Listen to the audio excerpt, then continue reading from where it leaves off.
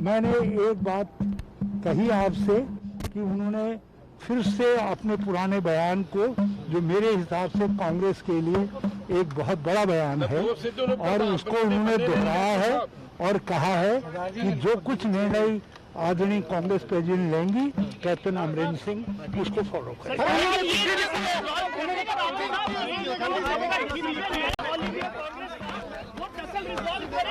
तो हरीश रावत कांग्रेस प्रभारी हैं पंजाब के। पंजाब में इस वक्त कांग्रेस दो गुटों में नजर आ रहा है। एक तरफ कैप्टन अमरिंदर सिंह जिद पकड़े हुए हैं, दूसरी तरफ नवजोत सिंह सिद्धू हैं। दोनों के बीच घमासान लगातार जारी है। मकसद यही है कि दोनों के बीच ये जो घमासान चल रहा है, कांग्रेस में जो ये संकट पैदा हुआ है, इसको किसी न किसी तरह से दूर किया जाए। यही वजह है कि लगातार मुलाकातों का सिलसिला चल रहा है। अमरिंदर सिंह और हरीश रावत के बीच ये बैठक रही है। इस बैठक के बाद हालांकि हरीश रावत ने कहा है कि बैठक हुई है, चर्चा हुई है विधानसभा चुनावों को लेकर, लेकिन सिद्धू को लेकर क्या फैसला हुआ है अभी उन्होंने साफ तौर से कुछ भी नहीं कहा है। तो पंजाब कांग्रेस में लगातार एक के बाद एक नए घटनाक्रम यहां पर देखने को मिल रहे हैं। दूसरी तरफ नवजोत सिंह सिद्धू भी हैं, जो लगातार तमाम दिग्गज नेताओं से मुलाकात कर रहे हैं। कभी सोनिया गांधी से उनकी मुलाकात हो रही है, प्रियंका गांधी, राहुल गांधी से सलाह मशवरा हो रहा है। आज उन्होंने कांग्रेस प्रदेश अध्यक्ष के साथ भी मुलाकात की। लेकिन ये जो अहम की लड़ाई चल रही है नवजोत सिंह सिद्धू और कैप्टन अमरिंदर सिंह के बीच, फिलहाल इसका कोई समाधान अभी नजर नहीं आ रहा है कांग्रेस के पास। तमाम दिग्गज नेता मान मुनव्वल को जुटे हुए हैं, एक दूसरे को मनाने की कोशिशें की जा रही हैं, रास्ता निकालने की कोशिश वहां पर लगातार सोचा जा रहा है, रणनीति तय की जा रही है कि कैसे ना कैसे दोनों वरिष्ठ नेताओं के बीच ये जो एक खाई बन गई है उसको कैसे ना कैसे पाटा जाए। लेकिन फिलहाल दोनों ही अपने जिद पर अड़े हुए हैं। कैप्टन अमरिंदर सिंह किसी भी हालत में नवजोत सिंह सिद्धू को कबूल करने को तैयार नहीं है। दूसरी तरफ नवजोत सिंह सिद्धू भी वहां पर एक के बाद एक तमाम दिग्गज नेताओं के साथ कुछ उनकी यार माइक मेरी समझ से सवाल जिसका लेकिन एक बात बिल्कुल साफ दिन के उजाले की तरीके से कैप्टन अमरिंदर सिंह जी ने जो पहले एक महान बयान दिया था, जिसमें उन्होंने कहा था whatever decision will be taken by the Congress President, by the CP, that will be honored by me. I will abide by it. So he recreated that statement.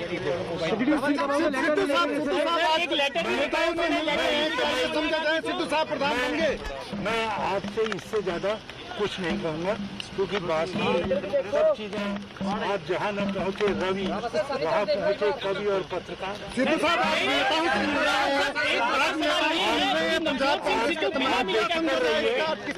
आपको कोई ब्रेकिंग न्यूज का मैटर नहीं दूंगा।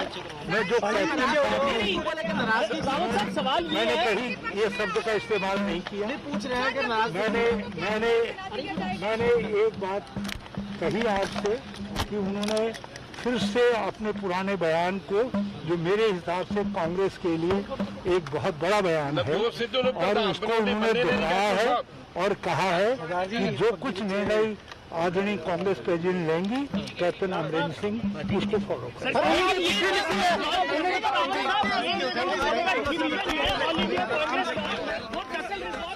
तो इस वक्त की बड़ी खबर, बिग ब्रेकिंग न्यूज जो पंजाब से आ रही है, वो ब्रेकिंग न्यूज हम आपको बता दें। हरीश रावत जो कैप्टन अमरिंदर सिंह से काफी देर से मुलाकात कर रहे थे, बातचीत उनके बीच चल रही थी, वो अब मीडिया के सामने आए और उन्होंने कहा कि कैप्टन अमरिंदर सिंह ने कहा है कि कांग्रेस अध्यक्षा जो भी फैसला लेंगी, जो भी कहेंगी, उसे मैं मानूंगा। ये कैप्टन अमरिंदर सिंह की तरफ से हरीश रावत को कहा गया है।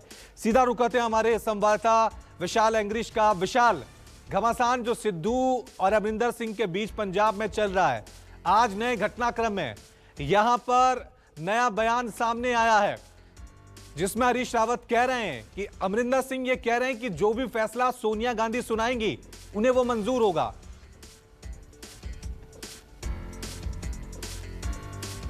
देखिए, जिस तरह से कैप्टन अमरिंदर सिंह ने कहा है, जिस तरह से हरीश रावत भी कह रहे हैं कि जो सोनिया गांधी फैसला करेंगी वो उनको मंजूर होगा, लेकिन वहीं पर कहीं ना कहीं जो नवजोत सिंह सिद्धू के तेवर तीखे थे पंजाब को लेके, और यही कारण है कि आज उन्होंने कांग्रेस अध्यक्ष सुनील जाखड़ के साथ मीटिंग की, और वहीं पर जो पुराने कांग्रेसी हैं, जहां पंजाब के मंत्री हैं, वहां उनके अकेले के घर में जाकर आए हैं और उनको समर्थन देने की अपील भी की है। और यही कारण था कि चाहे वो बलवीर सिद्धू हो, सुखजिंदर रंधावा हो, लाल सिंह हो, उनके घरों में नवजोत सिंह सिद्धू गए और उनको समर्थन देने की अपील भी की। तो दूसरी तरफ हरीश रावत ने जिस तरह से कैप्टन अमरिंदर सिंह के साथ बैठक की है, तो जो हमारे सूत्र हैं वो ये बता रहे हैं कि कैप्टन अमरिंदर सिंह ने पूरी रिजेंटमेंट अपनी बता दी है हरीश रावत को। अब फैसला हाईकमान ने करना है कि किस तरह का जो रास्ता है वो अख्तियार करती है। और वहीं पर पंजाब के मंत्री जिनको माझा ब्रिगेड कहा जाता है, सुखजिंदर सिंह रंधावा, उनका कहना था कि नवजोत सिंह सिद्धू के नाम का औपचारिक ऐलान बस कुछ ही समय में हो जाएगा, चाहे आज हो जाए चाहे सोमवार को हो जाए, और एक दो दिन में नवजोत सिंह सिद्धू का कांग्रेस हाईकमांड ऐलान भी कर देगी। और यही कारण है कि नवजोत सिंह सिद्धू ने ये आज एक्सरसाइज भी की है, लोगों के घरों में जाकर आए हैं और उनसे समर्थन देने की अपील की जा रही है। और वहीं पर कैप्टन अमरिंदर सिंह गुट, जिसको कहा जा रहा है कि उन्होंने जो हरीश रावत थे, हरीश रावत को साफ और स्पष्ट कर दिया है कि किस तरह से 2022 की जो चुनावी नैया है उसको पार लगाया जाएगा या नहीं लगाया जाएगा, और इसका कितना नुकसान पार्टी को उठाना पड़ सकता है। और जब हमने पंजाब के जो कैबिनेट मंत्री हैं सुखजिंदर रंधावा से बात की कि आप ये बताइए कि पंजाब में कौन लीड करेगा जो चुनावों को, तो उनका कहना था कि ऑल इंडिया कांग्रेस कमेटी करेगी, ना नवजोत सिंह सिद्धू लीड करेंगे ना ही कैप्टन अमरिंदर सिंह लीड करेंगे, जिसका साफ और स्पष्ट मतलब निकाला जा सकता है कि कहीं ना कहीं जो पंजाब के ये मंत्री हैं, जो चार नवजोत सिंह सिद्धू ग्रुप में माने जाते हैं, जिनमें चरणजीत सिंह चन्नी, सुखविंदर सिंह सरकारिया, तृप्त रजिंदर बाजवा, सुखजिंदर रंधावा, उनका मानना है कि जो 2022 का चुनाव लड़ा जाएगा वो नवजोत सिंह सिद्धू के नेतृत्व में लड़ा जा सकता है। फिलहाल क्योंकि कैमरे के सामने नहीं आ रहे, लेकिन यही गोलमोल बात की जा रही है कि ना ही कैप्टन अमरिंदर सिंह के नेतृत्व में ये चुनाव लड़ा जाएगा, ना ही नवजोत सिंह सिद्धू के नेतृत्व में ये चुनाव लड़ा जाएगा। ये चुनाव लड़ा जाएगा ऑल इंडिया कांग्रेस कमेटी के विशाल ये माने, जबकि 2017 में जो चुनाव लड़ा गया था वो विशाल ये माने पंजाब का विशाल ये माने कि जो फॉर्मूला तय किया गया है वो फॉर्मूला ये है कि मुख्यमंत्री का चेहरा जो है वो कैप्टन अमरिंदर सिंह होंगे और कांग्रेस अध्यक्ष पंजाब के वो नवजोत सिंह सिद्धू होंगे। यह फॉर्मूला तय किया गया इस लड़ाई को खत्म करने के लिए। देखिए, ये फॉर्मूला तय किया गया है कांग्रेस हाईकमांड द्वारा, लेकिन अब मंजूर करना ना करना वो कैप्टन अमरिंदर सिंह के ऊपर है कि क्योंकि जो शक्तियां ऑर्गेनाइजेशनल अध्यक्ष के रूप में प्रधान के पास होती हैं, उसी ने टिकटों का वितरण करना होता है, उसी ने सारे जहां पर चुनाव कैंपेन को देखना होता है, और मुख्यमंत्री का काम सिर्फ सरकार तक ही सीमित रह जाता है, और जो चुनाव है वो चुनाव लड़ा जाता है कांग्रेस अध्यक्ष के नेतृत्व के अंदर। और अब देखने वाली बात है कि दोनों का समझौता किस फार्मूले के तहत होता है। जिस तरह से कैप्टन अमरिंदर सिंह, जहां उनके लोगों ने हरीश रावत को जहां सीसमा फार्म में जो बैठक की है वहां पर बताया गया है, अब हरीश रावत अपनी पूरी रिपोर्ट कांग्रेस अध्यक्ष को देंगे और उसके बाद ही निर्णय लिया जाएगा कि जो सस्पेंस नवजोत सिंह सिद्धू के ऊपर बना हुआ है वो खत्म होता है या और लंबा चलता है। लेकिन ये तो कहना होगा विशाल यहां पे कि दोनों की लड़ाई के बीच में जो नुकसान अभी कांग्रेस को हो रहा है, और जल्दी अगर औपचारिक घोषणाएं नहीं हुई विशाल, सिद्धू के बारे में हो चाहे कैप्टन अमरिंदर सिंह के बारे में हो, क्योंकि विपक्ष जो है वो चुनाव प्रचार में जुटा हुआ है, चाहे वो बिजली का मुद्दा हो, नशे का मुद्दा हो, वो उठा रहा है, और दूसरी तरफ कांग्रेस आपस में उलझती हुई अभी भी नजर आ रही है। देखिए, कांग्रेस पूरी तरह उलझती हुई दिखाई भी दे रही है, और यही कारण था कि जो कांग्रेस के नेता हैं उन अनंतपुर साहिब से जो मेंबर पार्लियामेंट है मनीष तिवारी हैं, उनको ट्वीट करना पड़ा कि आप यदि जट सिंह को मुख्यमंत्री बनाते हैं, जट सिंह को कांग्रेस का अध्यक्ष बनाते हैं, बेशक आप कार्यकारी अध्यक्ष हिंदू और दलित को बना दें, लेकिन जो अध्यक्ष होता है अध्यक्ष के पास ही सारी शक्तियां होती हैं। और इसी तरह युवा कांग्रेस का अध्यक्ष आप जट सिंह को बना देते हैं तो पंजाब का जो हिंदू है जहां दलित है वो किस ओर जाएगा। और इससे पहले श्रोमणी अकाली दल ने दलित उप मुख्यमंत्री की बात कर दी है और दलित के साथ साथ हिंदू चेहरे के उप मुख्यमंत्री की बात कर दी है, और जिसका काफी गहरा प्रभाव भी पंजाब के लोगों के बीच पड़ा है। और अब कांग्रेस आपस में उलझी हुई है, लोगों के मसले हल करने की बजाय अपने मसले हल किए जा रहे हैं। और जो कुर्सी की लड़ाई है यदि ज़्यादा देर लंबी चलती है तो कांग्रेस का नुकसान होना तय माना जा रहा है,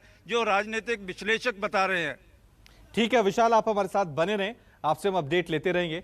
लेकिन अपने दर्शकों को बता दें कि आज सियासत का सुपर शनिवार है, क्योंकि दूसरी तरफ कांग्रेस महासचिव और यूपी प्रभारी प्रियंका गांधी ने आज लखीमपुर खीरी के पसगावा ब्लॉक पहुंची। वो प्रियंका ने अनीता यादव और रितु सिंह नाम की उन महिलाओं से मुलाकात की जिनके साथ ब्लॉक प्रमुख चुनावों के दौरान बदसलूकी की गई थी, बदतमीजी की गई थी।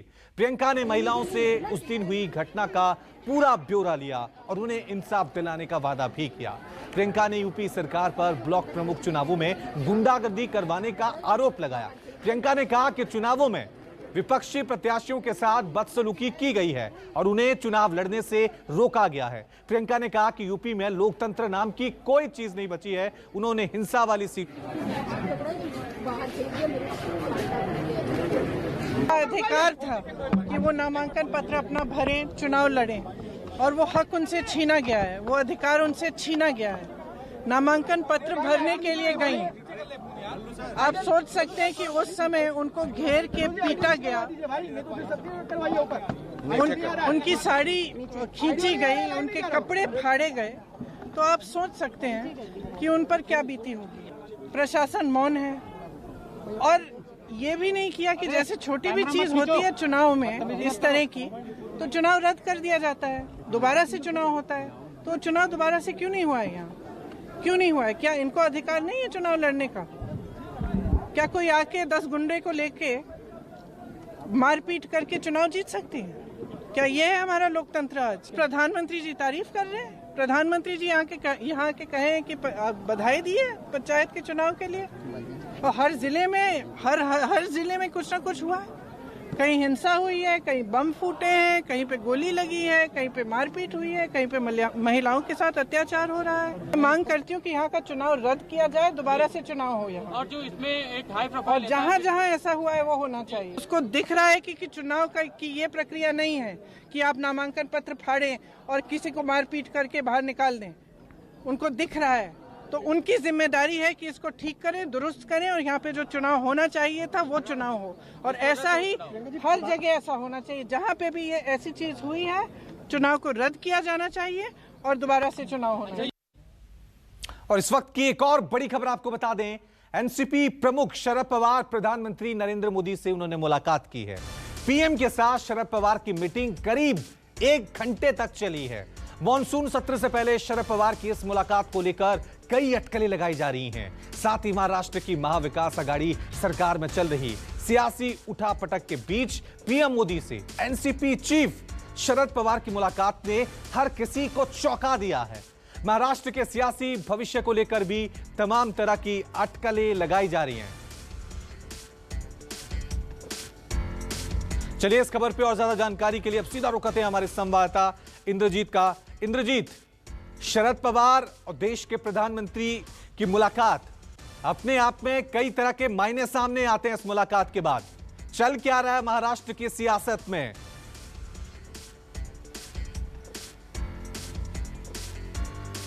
रवि, जो एनसीपी के आधिकारिक सूत्र बता रहे हैं वो ये कह रहे हैं कि ये मीटिंग हुई है, ये सहकारिता मंत्रालय जो नया बना है उसको लेकर और कोऑपरेटिव बैंकों को लेकर हुआ है। लेकिन जो टाइमिंग है मीटिंग का, इसको लेकर काफ़ी सवाल उठ रहे हैं, क्योंकि देखा गया है कि कांग्रेस अकेले चुनाव लड़ने की घोषणा कर चुकी है। महाराष्ट्र कांग्रेस के जो अध्यक्ष हैं नाना पटोले, उन्होंने जब से अकेले चुनाव लड़ने की घोषणा की उसके बाद से काफ़ी घटनाक्रम बदला है। अघाड़ी सरकार में सब कुछ ठीक नहीं चल रहा है। और एनसीपी सुप्रीमो शरद पवार ने पहले मुख्यमंत्री उद्धव ठाकरे से मुलाकात की थी और इसके बाद आपने देखा कि आज प्रधानमंत्री से मुलाकात की है। इस बीच एक चर्चा ये भी चल रही है कि क्या शरद पवार राष्ट्रपति बन सकते हैं। तो कहीं ना कहीं काफ़ी कुछ घटनाक्रम बदल रहा है।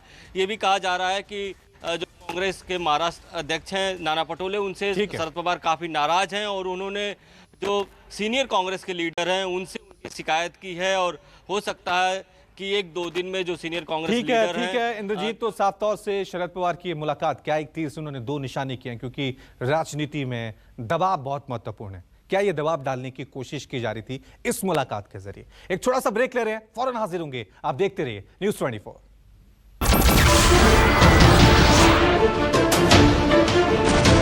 नमस्कार, मैं हूं मानक गुप्ता। अगर आपको हमारा ये वीडियो पसंद आया हो तो इसे लाइक और शेयर जरूर करें और हां, हमें सब्सक्राइब और फॉलो करना ना भूलें ताकि आप देश और दुनिया की कोई खबर मिस ना करें। तो जुड़े रहिए हमारे साथ और देखते रहिए न्यूज़ 24।